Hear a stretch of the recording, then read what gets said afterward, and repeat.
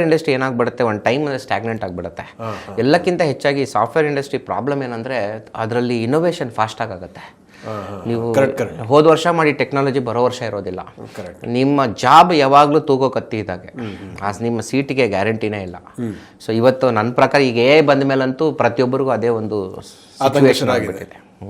ನನಗೆ ಎಷ್ಟೋ ಜನ ಫೋನ್ ಮಾಡ್ತಾರೆ, ಮುಂದೆ ನನ್ನ ಭವಿಷ್ಯ ಏನು ಹಾಗೆ ಹೀಗೆ ಅಂತ.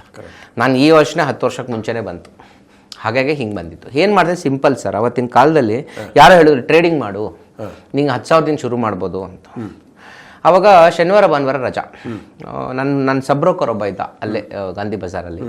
ಅವನು ನನಗೆ ಪರಿಚಯ ಮಾಡಿಕೊಟ್ರು, ಯಾರೋ ಅವ್ನ ಸ್ನೇಹಿತ ಆದ. ಪ್ರತಿ ಶನಿವಾರ ಫೋನ್ ಮಾಡ್ತಿದ್ದ, ಸರ್ ಇಲ್ಲೊಂದು ಟ್ರೈನಿಂಗ್ ಇದೆ ಬನ್ನಿ ಹೋಗೋಣ. ಎಷ್ಟಪ್ಪ ದುಡ್ಡು? ಸರ್ 3,000. ಓಕೆ, ಫುಲ್ ಡೇನಾ?